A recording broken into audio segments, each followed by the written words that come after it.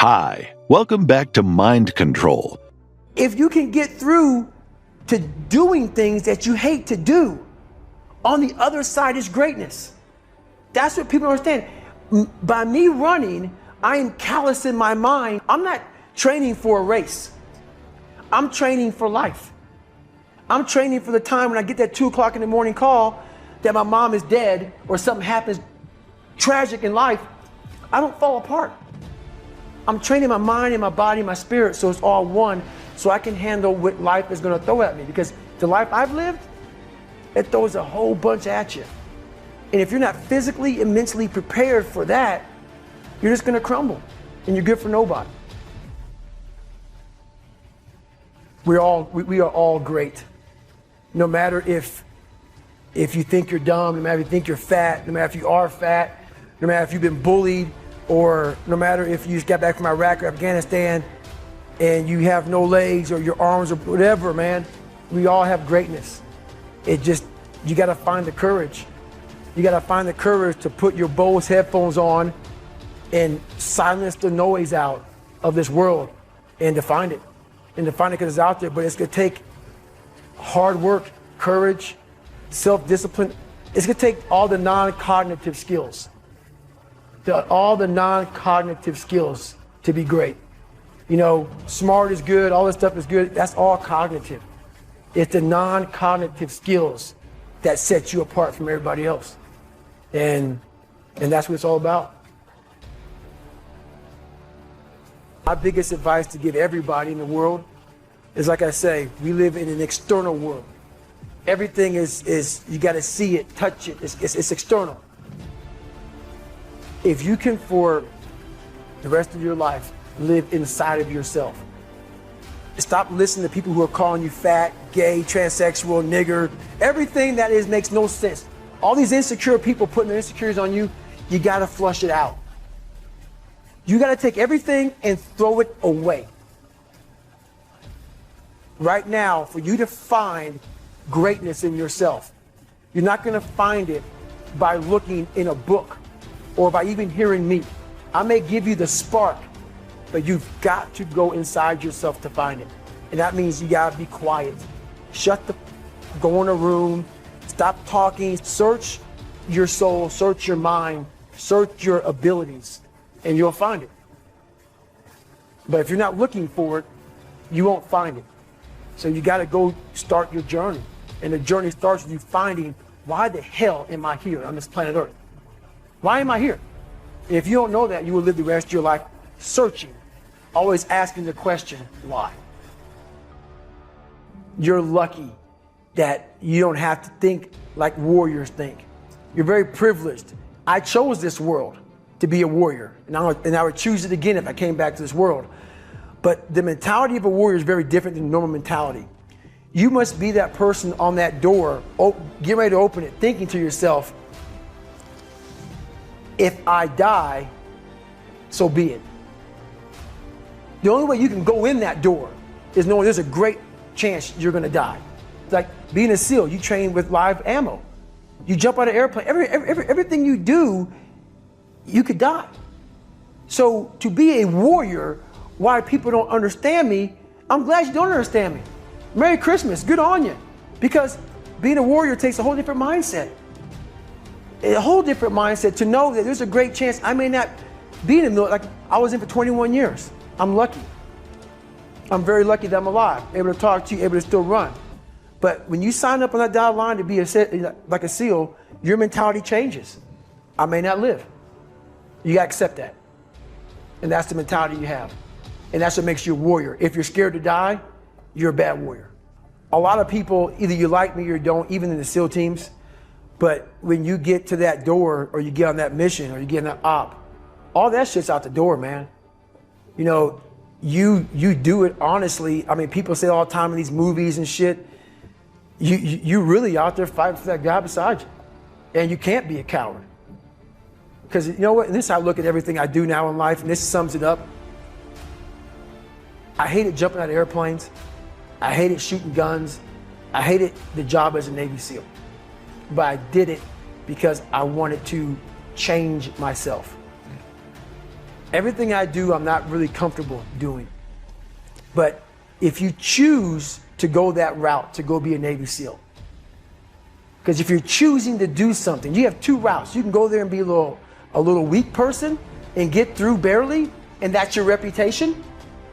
Or you can go through the hardest guy you can possibly be, and that's your reputation. If you're choosing to do something, attack it, because they're going to remember you as not attacking it. So I want to be remembered. You can hate me, but there's one thing you can't say about me: I didn't attack it. So that's the mentality to have. If you're going to do something, you might as well attack it, because you can do it anyway. No matter what avenue I choose, I want to be the very best. And the very best may not be I'm number one. The very best is, did I leave everything inside of me out there? So attacking is not like, oh, I want to win this or win that or be the best. The best is I'm running against myself in everything I do. And that's what I attack. I attack myself. I'm always questioning myself. The accountability mirror is something that I kind of came up with in high school. Like I said, I started shaving my head when I was 16, and I got caught up in trying to impress so many people because no one liked me. So I developed so many different identities. Let me sag my pants. Let me pull my pants up. Let me talk this way or act this way or be this way or whatever the hell it may be. God, dog, so many different things I did to try to fit in with so many different groups that when you look in the mirror, that's the one person you can't lie to. So every morning I would shave my head thinking, God, I would reflect back on some of the lies I may have told somebody or some of the ways I acted I didn't feel comfortable doing. And I did it to impress other normal people. The key word there is normal, everyday people. I was trying to make other people like me. How pathetic is that? So this mirror would always tell me, my reflection would say, God, you are a pathetic man. How does that feel every day to be this way? So I would just start having myself accountable. How did I attack today? How did I attack yesterday? And if I didn't do something I was proud of, I would write down a sticky note and I would fix it.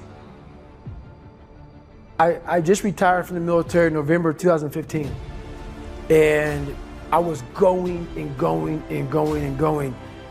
And I never really, I was a happy guy, but I'm never in the moment of like sitting back and I want to travel here to have fun or do this or that. I've never been that person.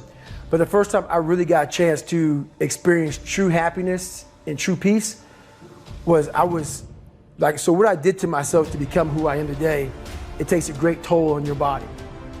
So I believe God gave me time to rest and he took me out of commission. Not even the mind of Goggins could get me back up. So I had about a good 6-7 months where I was out. And when I was out, I had time to reflect on all I had accomplished. And that was the first time in my life where I sat back and said, wow. Because only I may be telling you some of the story, I know the exact truth of how brutal my life was and how I shouldn't be on this show today and how the mind and how beautiful it is. So what brings me joy and happiness is knowing how beautiful the mind is. And I'm one of the few people that didn't read about it, didn't experience it through some drug. I got to experience the beauty of true willpower. I'm going to fail and I will succeed. Just me talking about that gives me a feeling I know what I did. And I don't need to travel somewhere or to have this or have that. I have it all here in my mind. The beauty is remembering this young, dumb, what people call nigger, is now where I'm at today. And that is, when you finally get to that point for me, it's forever lasting peace. Greatness isn't running 200 miles at a time or doing 4,000 pull-ups or being a SEAL. Greatness is whatever the hell you dreamed of in your own mind. You gotta first see it. You gotta first create this vision in your mind. And then that's when I come into play. Once you create this vision in your mind, It's how am I going to get there now? You know, there's a lot of things in life we can measure. We can measure how tall you are. We can measure what you weigh. We can measure your closing percentage in sale. But how do you measure mental and emotional toughness? Pain tolerance is one of the biggest factors of someone who can handle pressure. Because the whole idea of pressure is there's pain. That pain could be embarrassment. That pain could be, I don't know if I can handle this. That pain could be a lot of different things. You know, Ralph Waldo Emerson once said, the difference between a hero and an average person is that the hero goes 5 minutes longer. Meaning the hero can handle the pain 5 minutes longer than the other person. Chadwick Boseman just died. Okay, here's a man that did Jackie Robinson. He did Black Panther. The guy's a great speaker. The guy had colon cancer, none of us knew about it. Let me get this straight. He's had colon cancer for 4 years and the world doesn't know about it? Aren't we living in a time where you're supposed to expose all your problems at any given moment? Aren't all these Huffington Post experts telling people, publicize your pain and share it with the world? Well, Chadwick Boseman says, no, it's none of your business. It's my problem. It's my pain. Never use it as an excuse to not make those movies. I watched both of them. You never made that as an excuse to make Black Panther and to make a bunch of other things this guy did. Never showed hurt. But there are some people that really enjoy being sick. They like the attention, they like the motivation, they like to use it as an excuse. Well, you know, it's my sugar acting up again.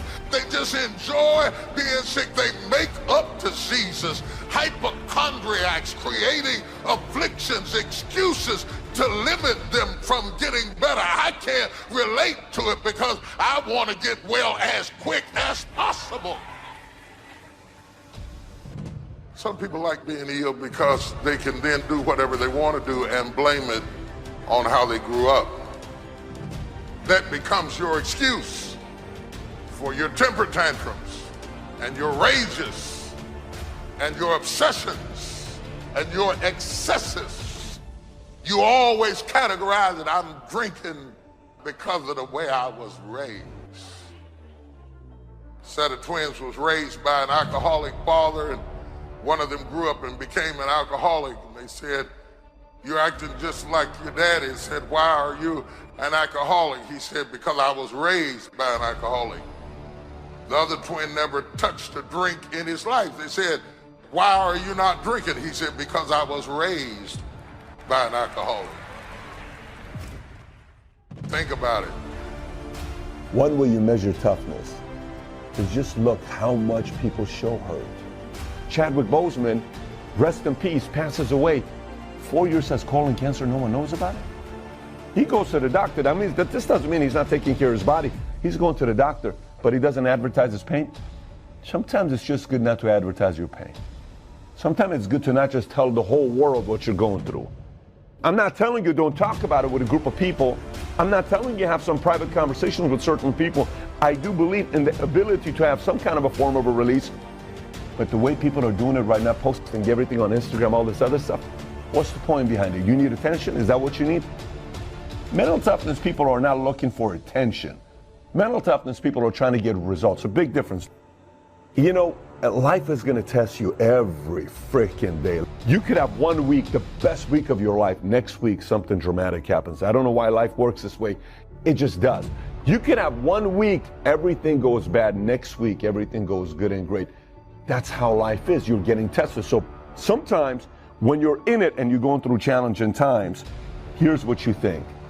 You think in the moment you are the only person that's going through it. It's a problem, by the way. You're going to be tested in your marriage while you're running a career. You're going to be tested with your family, with somebody passing away, while you're chasing your dreams. Arnold was going to win Mr. Universe. The day before, a few days before his father dies, he tells his mom, I can't make it to the funeral because my dad, if he's watching over me, he wants me to pursue my dreams. I'm going to win Mr. Universe. He goes wins Mr. Universe, and the rest is history. This doesn't mean he doesn't love his dad. This means he's got a spiritual relationship with his dad to say, I don't know what I do in this moment here. He goes, he wins, Weeder figures him out, becomes Mr. Olympia, you know, governor, all these other things that he does.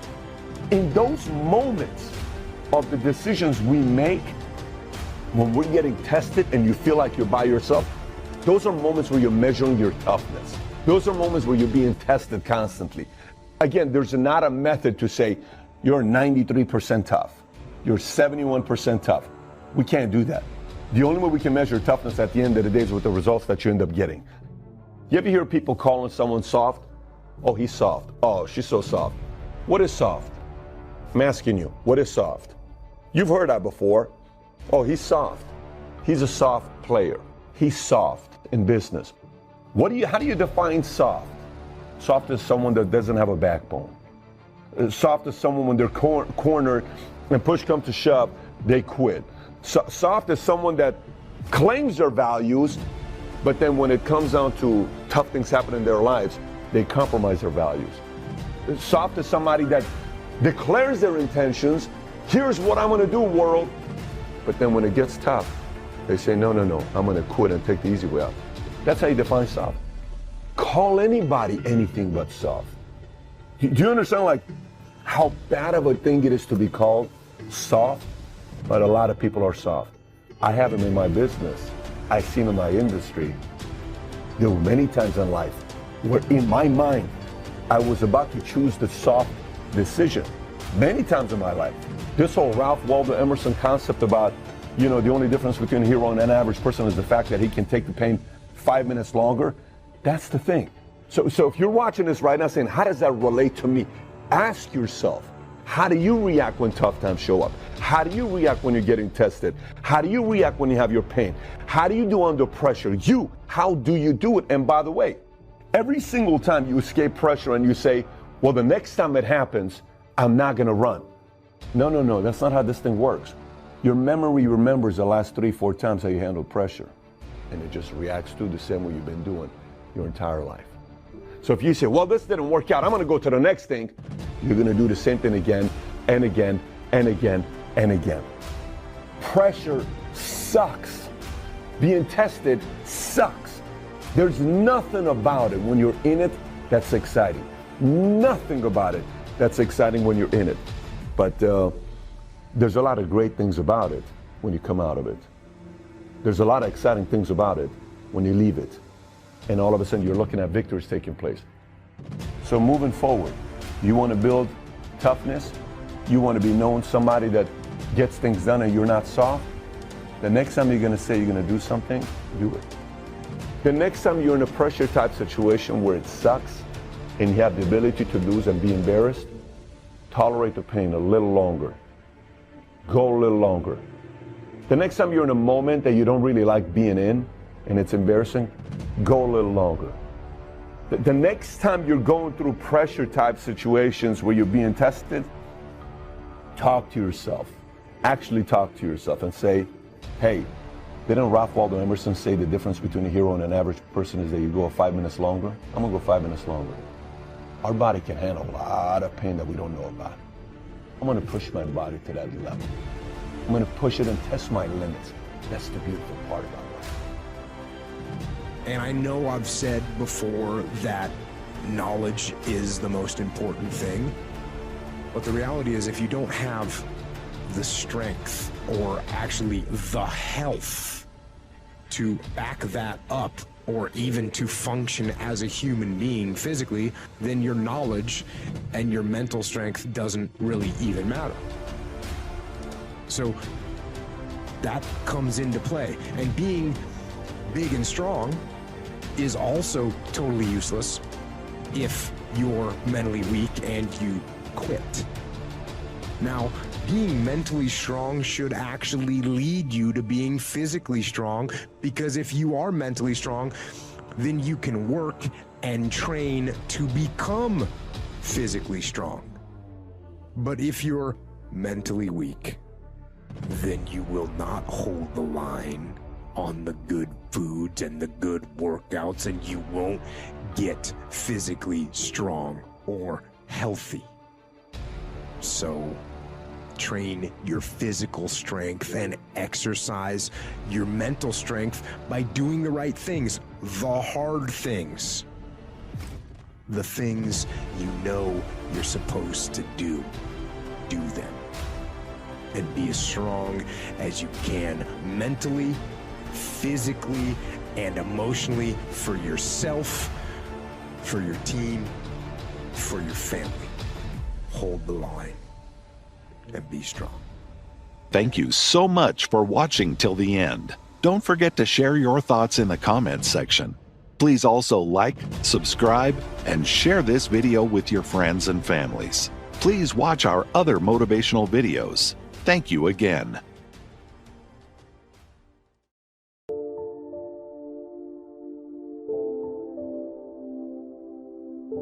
Anyway, it's almost too much for me to comprehend. From where I started, raised in obscurity, in a little small farm community, and now to be here today is pretty awesome for me. So anyway, that's just a little bit about my story. My story is probably more intriguing for me than it is for you, but I wanted to hear it again, so I thought I would just, bore you with it. Anyway, I don't ask you to be impressed today. I'm the one that's impressed. From where I came from to have a chance. But that's the American dream, right? Come true. Chance to start from scratch, start from obscurity, start with pennies, start with nothing, and have a chance. Transform your life, change your life, set your goals, and see what you can accomplish. So anyway, that's how I got here, and I'm just delighted that this day has arrived, and I truly want to make it valuable for you. Let's go to work. Here's what I hope you'll find out of this seminar today. For your notes, here's what I hope you'll find. Number one, sincerity. Above all else today, I hope you'll find me sincere. Best place for people to start to communicate sincerity on both sides. I'm sure you're sincere or you wouldn't be here today, right? Spend this kind of money, spend this kind of time, roll up your sleeves today, go to work like I am, and get this message. You've got to be sincere. So I assume you're sincere. Now I want you to see me sincere. But I've got a good note for you to make. Sincerity is not a test of truth. Important note to make. Sincerity is not a test of truth. We must not make the mistake of saying he must be right. He's so sincere. That would be a mistake. And here's why. Possible to be sincerely wrong. So we don't mistake sincerity for truth, right? Sincerity is only a test of sincerity. Truth has to yet be tested by truth, okay? But hopefully you will find me. And truth. Next, a combination of things I hope you'll find here today. Ideas plus inspiration. Ideas plus inspiration. Ideas, business ideas and social ideas and personal ideas. We all need ideas, right? How to have a good day ideas. How to have a good year ideas. How to have your best year ever ideas. Good health ideas. Personal relationship ideas. How to deal with your family ideas. Sales management ideas. Financial freedom for the future ideas. We all need good ideas. So today, I hope you gather up by note and by what you can remember a lot of ideas. I want to share as many with you as I possibly can in the time constraints we have. Today is going to go very rapidly. I used to think a day like this was a long day. Found out it's a pretty short day. But I'm going to go as fast as I can, share with you as many ideas as I possibly can. And here's why. Ideas can be life-changing. Ideas can be life-changing. And sometimes all you need is just one more in a series of good ideas. It's like dialing the numbers into the lock, right? You got 5 or 6 numbers dialed into the lock. The lock still won't come open, but you don't need 5 or 6 more numbers. Maybe you just need one more. And maybe a seminar like this could do it. A sermon could do it. The lyrics from a song could do it. A dialogue from a movie could do it. Conversation with a friend might do it. That one last piece you need, number. Dial it into the lock. That's it. The lock comes open. There's the door for you to walk through. And maybe this seminar today could furnish that for you. One more idea. I know you've come with a lot already. Sometimes we get the impression, I used to have that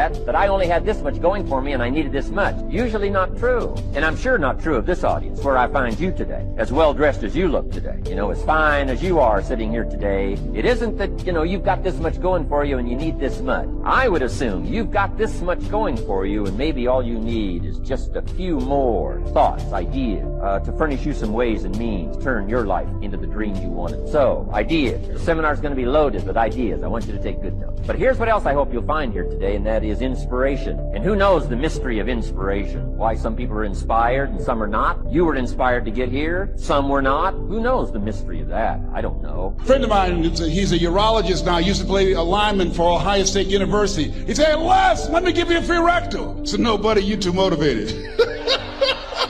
Hope we don't roll like that, huh? My goal before leaving the planet is to reduce the number of kids that are impacted by autism, to find a cure for autism, to work to raise money and to raise awareness, to eradicate it from the planet before I leave here. What's your goal? What's your dream? What is it you want to do with your life? Dr. Joelle Martin said something that I love. She said, what would the world be like if everybody lived their dream? Here's what I found about life. It's not as complicated as I used to make make it. I think that life is about dreams and stories. Everything that exists, the world at one time was barren, but everything that exists, hotels, planes, they weren't here. Everything that we see every day, computers, all of the things that we see, someone had a dream. Someone had a dream of a person standing on stage and their voice being amplified so they don't have to scream and yell and could be heard by thousands. Someone had that dream of how to transport us from one place to the other quickly and safely. The clothes you have on, where you're now seated, all came out of somebody's dream, the world's greatest achievement. What is your dream? I said that you have something special. I didn't say that just to be kind. I said it because it's true. You are God's chosen vessel. You were chosen. 1 out of 400 million sperm. You have something in you that when you were chosen, when you showed up, there's something in you that if you don't do it, all of us will suffer. Repeat after me, please. Live full, die empty. Let's say it again. Live full, die empty. Dr. Howard Thurman, one of the mentors of Dr. Martin Luther King Jr. and Albert Schweitzer and Mahatma Gandhi, he was a very brilliant writer. He wrote some things that really grabbed me. He wrote, "Deep is the hunger, the voice of the genuine, the centering moment." During the time after receiving 238 radiation seed implants, I was reflecting on his words, and these words kept me up that night. He said, the ideal situation for a man or woman to die is to have family members praying with them as they cross over. He said, but imagine, if you will, being on your deathbed and standing around your bed, the ghost of the dreams, the ideas, the abilities, the talents given to you by life, and that you, for whatever reason, you never went after that dream. You never acted on those ideas. You never used those talents. You never used those gifts. And there they are standing around your bed, looking at you with large, angry eyes, saying, we came to you, and only you could have given us life. And now we must die with you forever. I remember the days where no one wanted to listen to me, so I'm always grateful when people do. I don't forget that. And so I spent more of my life a broke person than I have a rich person. And I spent more of my life someone nobody knew than that other people now do know, right? So I'm really grateful for it. It's not something that I take lightly. I don't take your time lightly either. So I have a huge ambition here, which is I'd like this next hour to help change your life. So I've set the bar high. We'll see whether or not we accomplish that, but at least make some kind of a difference in your life. So a couple things about sales I just want to say first. Facts tell, stories sell. And all the people that I know that are the best at influence or teaching influence are great storytellers. Their ability to make a point through a story is better than any fact that they can give you. And what I want to do first, because I want to set this straight because that was a really great introduction, I'd like you to know the person that existed prior to all that stuff Lee said. So I'd like to give you a little bit of hope. Is that good? Say yes. So I am an average, ordinary human being. And I don't like, when I speak, I don't like to be, I used to say I'm below average, but the fact is I don't think that's really true. I actually think everybody's born with giftedness. I think every single human being's born with some natural giftedness. And when you figure out what those gifts are, you use them in the service of other people, you start living a pretty blissful life. And for me, it didn't take very long for me to find out what my gifts were. It's not IQ, it's not that I'm 6'4", I'm not the strongest dude in the world, I'm not the funniest dude in the world, but I am a pretty good communicator and I'm a really good listener. I love being present with people, and one of my gifts is I sincerely care about people. And you ought to be thinking about what your gifts are. It's easy. You look at guys that I coach, if you look at some of the golfers that I coach or the UFC guys, my guy I coached last weekend won, Dominic Cruz, Michael Chandler's another buddy of mine. You look at these people that I work with, they could see their physical gifts. Chandler's got quads that are like this big, right? Or LeBron's 6'8", can jump out of the gym. We know those are the gifts. But what are your gifts? Like if you could take a real inventory of them, I ask high performers, even like you guys, what's your giftedness? And you'd have a hard time telling me because you discount what they are, right? You discount, maybe you're not like for me, we just did an IQ test in my family. I was 4th out of 4 people in my own house, right? That's a true deal. Not that I'm dumb, just I don't have a high IQ. I've been able to identify what my gifts are. I can transfer energy to people. I will outwork your ass, right? I'm intent. Those are gifts. And when you start to leverage your gifts, it doesn't feel like work anymore. So I always had these gifts that were mine. You've got yours. If you'll take an inventory of what they are, you'll be a more wealthy, productive person. I've been able to build a significant 9-figure net worth in my life. I've been able to coach some of the top athletes, entertainers, politicians on the planet, and I'm a goober. So I want you to think, if a goober dude like me can end up doing that stuff, what could you accomplish? I have to say this first. No matter what you hear me say, no matter how I tell my story, no matter what piece of information I lay out in front of you, please tag that with "cause of God." You got to understand that about me. Look, Sometimes when I'm talking and I'm sharing, it sounds like I'm talking about myself. But behind every sentence, I want you to say, because of God, because I get it. This brother Ricky Lewis, who is a dear friend of mine, probably one of the most dedicated Qs I've ever met in my life, really. When he presented the idea to me, you know, I got to do a lot to move. I'm pretty busy. But when you hear a person introduce you with no introduction necessary, it's because I've accomplished so much, but it's cause of God, though. You know, look, my life is covered with grace and faith. I'm not a pastor by any stretch of the imagination. I got enough flaws to negate that statement off the top. But my life is favor.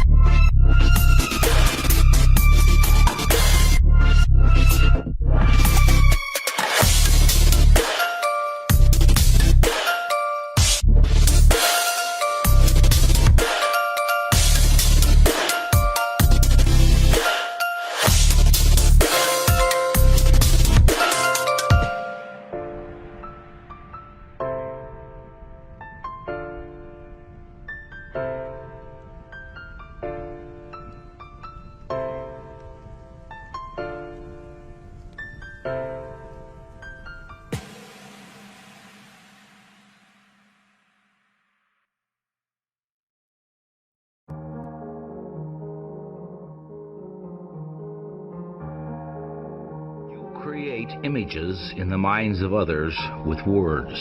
Now, I want to show you another kind of image creating that's a vital part of thinking big.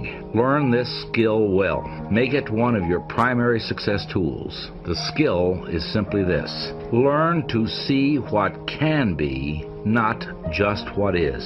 Big thinkers, all big thinkers, train themselves to see the potential in people and things and ideas, not just what exists right now.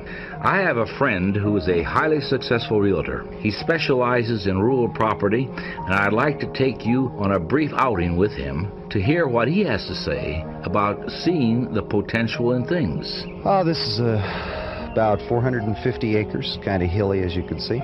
Scruffy undergrowth, little skimpy secondary growth trees. Not exactly farm beautiful, is it? You know, most of the rural property around here is pretty run down like this. But I think I'm successful because I developed my entire sales plan around what this place can be. Now let me show you what I've done with this farm.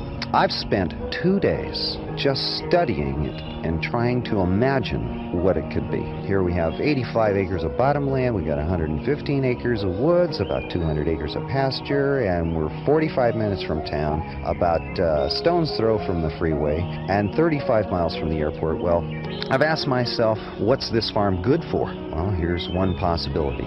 Here, this is a plan for a horse riding stable. I've got it all typed up here, you see. As you can see, we've got all the right ingredients. Rapidly growing city nearby. You can hear the construction from here. Lots of new families moving in. I mean, it's built and designed for families around here. Here's a report that states that the outdoor activities are the fastest growing recreational form that there is right now. You've got good pasture and some nice hills, and they're not too steep, right? You can support lots of horses right here. Grow your own barley, your own wheat and grain. That way, all of the revenue produced in this property stays right here for the profit of the buyer. With a minimal amount of landscaping, you can put in some trails, run them over the hills, down to the river. I mean, can't you see people riding their horses over the top of the hill, back up through the gorge? You see, this way, when I talk to prospects, I don't have to convince them that this place is a good buy just as it is. I can help them actually see it turned into a money-making venture. That has added bonuses too. I can sell more farms and sell them faster this way. And on top of that, I can sell them usually for more money than my competitors, because they're not just buying a farm. They're buying a farm and an idea. Once again, the moral to this true story is this: look at things not as they are, but as they can be. Visualization, you see, adds value to everything. A big thinker always visualizes what can be done in the future and doesn't limit himself to the present. And always remember, this principle doesn't just apply to things.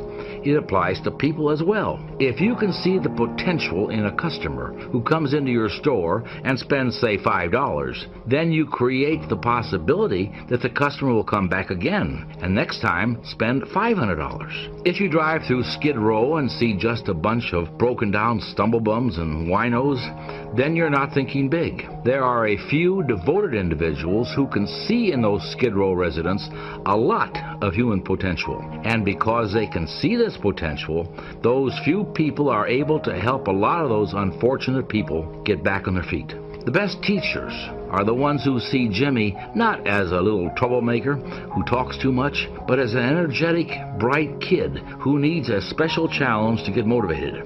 This teacher isn't seeing Jimmy as he is, but as Jimmy can be. Now, turn this idea inward and look at yourself. What about your own potential, your own worth? If you were to go in for salary negotiations with your boss tomorrow, how would you present yourself? Would you see yourself exactly as you are today? Or would you see the potential you have to offer, the executive you can be in 2 years, or the sales you can bring in over the next 5 years? Are you looking at yourself only in the present, or do you see yourself as a person you can be at some point in the future? The way to develop the power to see what can be, not just what is to practice adding value to things, people, and ideas. Now, here are some exercises that will help you do this. First, practice adding value to things. Remember the real estate salesman and ask yourself, what can I do to add value to this room, or this house, or this business? Look for ideas to make things worth more. Anything, whether it's a vacant lot or a new house or a business, has value in proportion to the ideas for using it. And practice adding value to people. As you move higher and higher in the world of success, more and more of your job will become people development. So ask, what can I do to add value to my subordinates? How can I help them be more effective? Remember, to bring out the best in a person, you must first visualize their best. And finally, practice adding value to yourself. Conduct a daily interview with yourself and ask, what can I do to make myself more valuable today? Visualize yourself not as you are, but as you can be. Then, specific ways for attaining your potential value will begin to suggest themselves. There is no such thing as a perfectly smooth, trouble-free road to success. You can be sure there are plenty of bumps on everyone's path to fulfillment. Nothing worthwhile comes easily, but there is something that you can do that will help to at least smooth out some of these minor bumps, and I can sum it up for you in one short sentence. Don't concern yourself with trivia. Now that sounds simple, but the fact is that it's often much easier to get caught up in trivia than to avoid it, simply because of our habits. For example, ask yourself this question. Why do people quarrel? At least 90% of our quarrels are over trivial concerns. Somebody's late, or somebody forgot to buy something at the store, or somebody bought the wrong brand. Now, to become a big thinker, you need to eliminate as many of these bumps and potholes from your personal road to success as you can. So the next time a trivial matter comes up, ask yourself, is this really important? Does it really matter which route I take to the airport?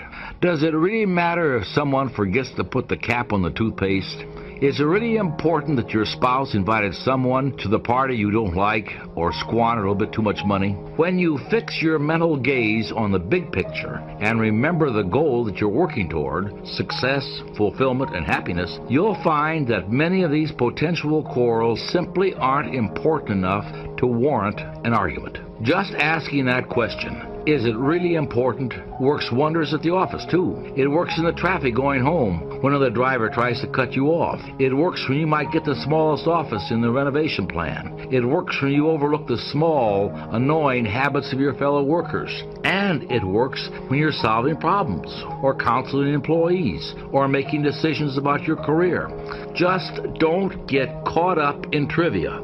So they took the crown off this woman's head and put it on the other woman. This is horrible for this young girl. So I'm in the back. I go to the press conference. It's horrible. It's horrible. It's over with. I go to sleep about 2 o'clock in the morning. I can't sleep. It's 5 o'clock in the morning. I'm getting up to leave Las Vegas to go home. I go outside. Reporters are everywhere. I get on the plane. Reporters are everywhere. I land in Atlanta. Reporters are everywhere. How could you? You're the stupidest person.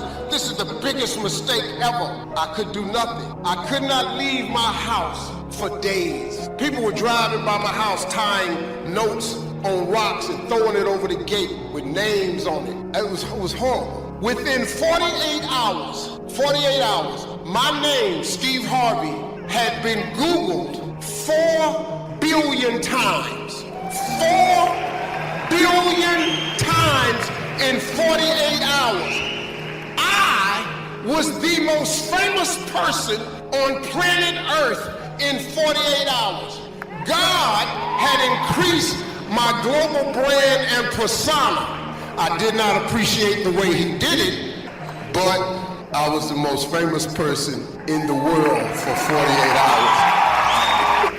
That was a big fall. That was a fault. They wrote about me in the papers. His career is over. He's ruined. He will never recover from this. He is not going to be on TV anymore. How could you? They wrote that all about me. But they did not know that the God I serve is in control of my life. Not them. Not the media. None of them. It is God. And so he had a different plan for me, because I had gotten up so many times before, because I had fallen. I was homeless for years and lived in a car. He got me up. I lost my mother. He picked me up. I lost my father 3 years later. He picked me up.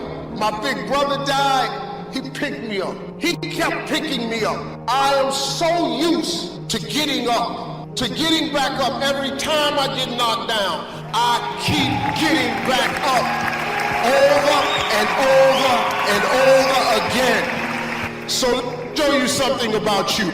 Let me teach you something now. All of you in here have had some bad days. All of you in here have had some days where you felt like you wasn't gonna make it. All of you in here have had some crushing things happen to you and you did not see no way you was gonna make it. All of you in here have felt so badly sometimes you did not know what to do. But let me tell you something about you. Your track record for surviving bad days is 100%.